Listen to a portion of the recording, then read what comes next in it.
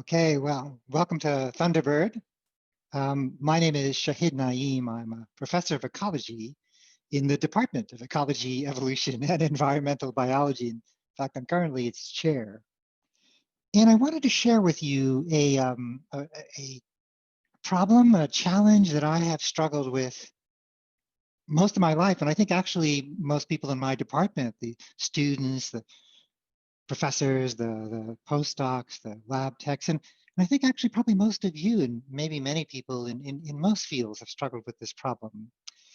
But I'm going to start with the lens of conservation biology because I'm most familiar with that. It's a little bit of a complicated issue. So what I did is I prepared a PowerPoint slide, a presentation, and I'm going to share my screen and go into that and see if that will help to explain what I'm eventually going to be providing as a prompt. All right, so this is the the presentation that I prepared for this. Apologies, probably you're tired of getting all these Zoom lectures. I hope this will be a little bit more entertaining. Certainly, it's not anything that you're going to be graded on, although I suppose it's a competition.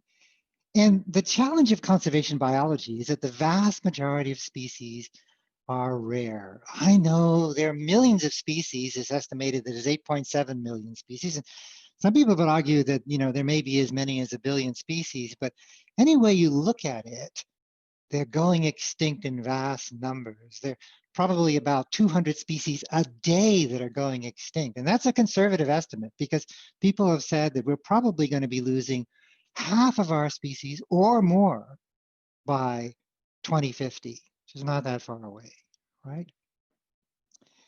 And my problem, I guess, is how do you explain the issue that pretty much defines biological diversity or the problem of conservation biology, and was first described by Preston in 1948. So this has been an issue around for a long time. And in this graph, which if you're a student of ecology, you'd probably have to look at and understand, it's fairly straightforward in that on the x-axis here, we have a line which is representing the number of species that have in them 1 or 2 or 4 or 8 or 16 or 32 or thousands of individuals. So some species have just a few individuals and some species have lots of individuals, thousands of them, right? Now, what's interesting here is that if you look at the number of species, and I'm not going to worry about the numbers themselves, but let's say, we had around 40 of the species or something like that. The majority of the species had only 1 or 2 individuals in them. And then as soon as you started to get to species that had more individuals, it drops and drops and drops, so that the number of species that have lots of individuals is actually quite rare. There's just maybe 1 species, maybe 2, but the vast majority of species are rare. And the title of his paper is The Commonness and Rarity of Species. And he was the first person to get us to think about this problem. It's a question that remains unanswered today as to why is it that most species are rare and only a few are common.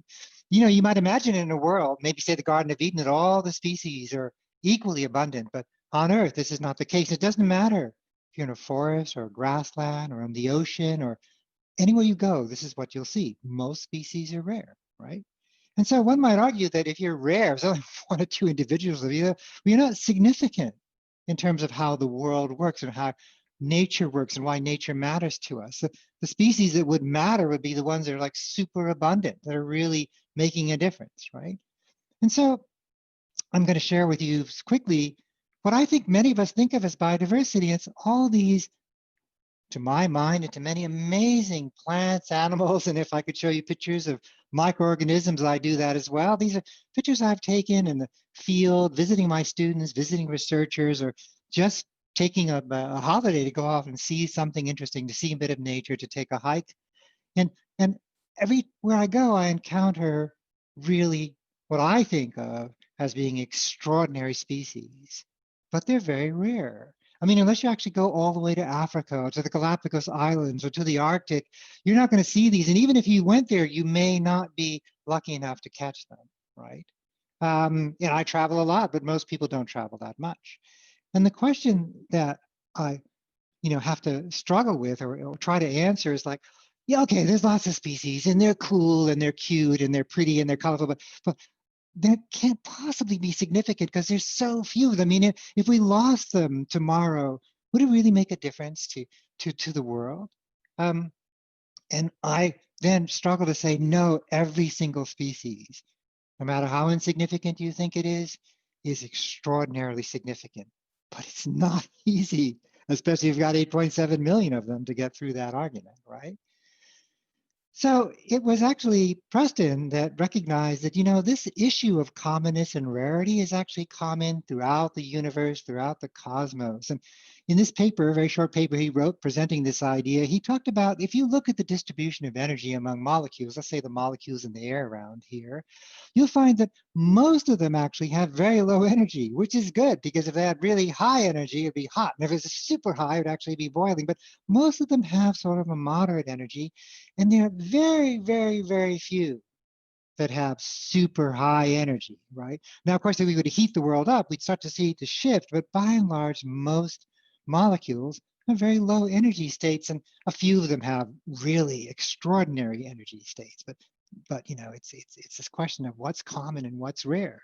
And then if you were to look at the income of people, and this is kind of quaint because this was done back in 1950, but here we're looking at the annual income of people, and you can see that down here we're starting at say 1,000 to 10,000 to 100,000, all the way up to $10 million, which back then was a huge amount of money. And if you actually look at what the average income of a household was, you'd see that in general, the vast majority, this is 1 million households, and it's a complicated axis, but just you can see that the 1 million households, they all made about $1,000 or $10,000 a year. Now, of course, today, if you adjust for inflation, you'd have to be making about $40,000 to and in New York even more, to break even if you had a family and a house to take care of, right? But even so, it hasn't changed very much. And that if you actually look at this graph, you'll see that the number of people who make $1 million or 100,000 or 1 million or $10 million is extremely rare.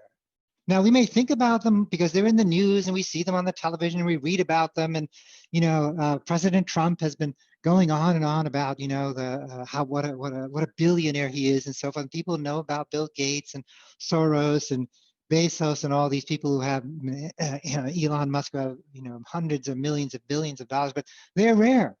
They're absolutely rare. But many people would say that those people that are making only $1,000 a year, or maybe only $40,000 a year, but the vast majority, they're insignificant. The significant people are the ones that make a lot of money. Now, I know this is probably getting some of you really steamed up, but I'm just saying, right? I'm not wanting to do that. So here's another way of looking at that. And this actually imagines a parade in which people are marching, and the height of the individuals is actually a measure of how much money they have, right? And you can see that if you look at those in the 99.99 fifth percentile, meaning like just almost like nobody, those people make the most money, and they would be so tall in the parade that all you would see there was their boot. And if you drop down to just the 99.95%, just go down a little bit, all of a sudden we drop down to people who are still giants by measure of the money that they have. But my gosh, they're really small compared to the tiny, tiny fraction above them. And then if you look at the parade, if you were to look at the Thanksgiving Day parade and you're watching, it'd be a very, very long parade. But most of the people from most of the hours that the parade was going on would be medium, short, small people who don't make very much money. And then at the very end, there'd be a handful of enormous giants who would impress us so much.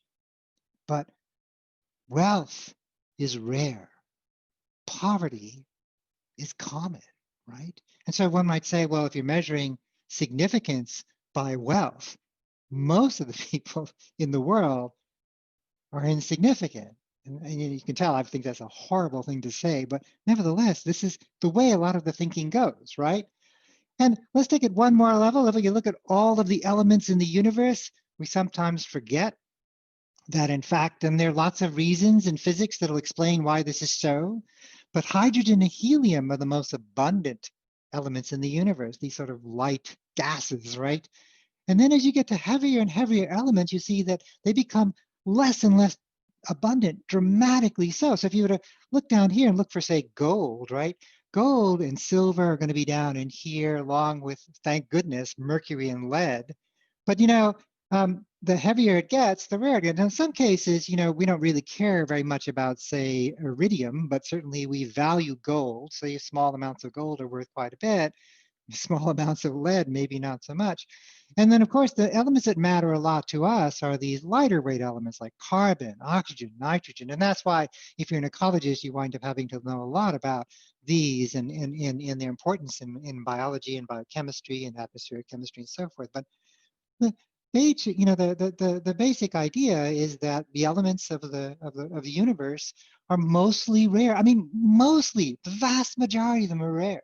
There's just a few of them in abundance. That's mostly hydrogen and helium and a few other light elements, right? Okay, last example, and that's because this is a literary exercise that you're going through. I did this a long time ago, but things haven't changed very much. This is back when Barack Obama was running for president, so some time ago. It's kind of interesting because at that time, his book was the #1 seller, and right now, his book on Amazon, this is Amazon.com, his book is The Promised Land, is again #1.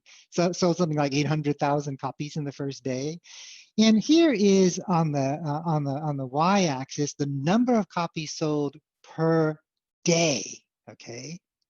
And then if we look at the bottom, there's the Amazon rank. So Amazon says that if you have an Amazon rank of 1, you are probably selling 3,000 to many, many more copies per day, right? On average. On the other hand, if your a rank drops down to something like 10 or down to 100, by the time you get down to a rank of 1,000, you're not selling even a copy a day. Believe me, if I sold a copy a day of any of my books, I would think that was great, right? I don't know where my book is ranked. I'm not going to look it up, right? They're just symposium volumes anyways. They don't make good reads. But even so, what I thought was pretty interesting is that if you look at these 4 books down here, which is written by Stephanie Meyer, these are the Twilight series. I don't know if you know about the Twilight series, but here's what the jacket would say from the publisher, right? What it's going to say is that it's describing what great love stories are, at least in the opinion of the people who are trying to sell this book. I'm trying to get this out of the way so I can read it. All right. Well, not. Okay. Great love stories thrive on sacrifice. Throughout the Twilight saga, these are the books, Twilight, New Moon, Eclipse, Stephanie Meyer has emulated great love stories, Romeo and Juliet, Wuthering Heights by Emily Bronte, with the fated yet perpetually doomed love of Bella, the human girl, and then the one that she's in love with, who is a vampire, but he doesn't feed on humans, which is good for Bella. He feeds on animals instead, so he drinks out the blood of animals. And I thought, okay, so I wonder where Wuthering Heights and Romeo and Juliet are in the Amazon.com. So a little tricky because there are many different editions or volumes of that you can buy of this. But if you go here, whoops, let's go back. Okay, you can see that the rank. This is the best-selling. There are many copies. There are many different published editions you can buy, but the best-selling one has a rank of 6,700, and the best-selling one of Wuthering Heights is 15,286. And so, I don't know about you, but to me, Romeo and Juliet and Wuthering Heights are absolute classics. They mean so much to us. If we've read, you've probably had them in school, you've probably read them on your own and your friends have. And yet, the truth is actually that the majority of the books that are sold or read on a given day are not these, right? And you know that there are many books out there. If you've seen the library, if you've gone to a bookstore, if you've gone, to people's bookshelves, there are many books, and most of them are insignificant, right? Okay, so occasionally you come across Romeo and Juliet, but what about all those others that are out there? And then we say, well, compared to Obama's book or compared to the popular romance novels, you know, are those the significant books, and these ones which have low rankings are less significant? Because people who have low rankings struggle to try to get their rankings higher in Amazon. Okay, let's summarize this. So most things, the grand scheme of things, most things are insignificant. Most species have very few individuals. So the vast majority of species, by that criterion, are insignificant. Most books have very few readers, and by that criterion, most books are insignificant. Most people have very little money, so by that criterion, most people are insignificant. Most people have, I mean, most atoms have very little energy. Most molecules have very little energy. By that, you get the message. And then most elements have very little mass in the cosmos, so you know, they're not really significant, right? But of course, one could argue with all of this, and you know, it's true. So I want to give you an example before I give you the prompt. Thanks for bearing with me. And it has to do with cookies. I love cookies. Most of my students will tell you that I actually am happy to skip breakfast, lunch, and dinner and just have cafe lattes and cookies. And if you were to look at the cookie shelf in a grocery store, you would see that it's dominated by things like Oreos and Chips Ahoy and Fig Newtons and all these other very, very abundant species, if you will, of cookies. But way down, usually at the end, there's gonna, you know, for those few weird people, you'll find the sort of the insignificant cookies where you can find maybe a bag of Madeleines, all right? And you can't find them. I know this for a fact. In fact, the Cafe Milano on Broadway used to have them. I don't know if they have them now. And I'd go in there and pick up a pack every now and then because I'm weird, right? But this, you know, is the inspiration for one of the most significant 300 word or 150 word passages, I think, that is in literature, right? And it has to do, and I apologize because many of you probably read this, but I remember reading it as an undergraduate. It has to do with the Madeleine and tea. And, you know, it comes from this excerpt, The Remembrance of Things Past by Marcel Proust. And he was staying in Cambrai, I believe, and he was really depressed. The weather was gray. His health wasn't so good. And so the person in the house was feeling sorry for him, sent out to get what he calls those short, plump little cakes called petite madeleines, right? I have to reduce this here. Okay. So he says, soon, I skipped a few words, soon, mechanically, weary after a dull day with the prospect of a depressing morrow, I raised to my lips a spoonful of the tea in which I had soaked a morsel of the cake. Gotta try to reduce this here. Okay. No sooner had the warm liquid and the crumbs with it touched my palate, a shudder ran through my whole body, and I stopped, intent upon the extraordinary changes that were taking place. An exquisite pleasure had invaded my senses, but individual, detached, with no suggestion of its origin. And at once, the vicissitudes of life had become indifferent to me, its disasters innocuous, its brevity illusory. This new sensation, having had on me the effect of which love has, of filling me with a precious essence, or rather this essence was not in me, it was myself. I had ceased now to feel mediocre, accidental, mortal. And that, I think it's about 150 words, certainly not 300, is one of the most powerful descriptions of something that you might think is insignificant, which is this strange cookie, the Madeleine. Okay, I think I finally reached my prompt, and so thanks for bearing with me. Okay, here we go. Here's the prompt. Write about the extraordinary significance of something, or someone, or some place, or anything you like, that is insignificant. And I hope you can work that out. Thanks, and I look forward to how you rise to the challenge of this prompt. Stay safe, everyone. Bye-bye.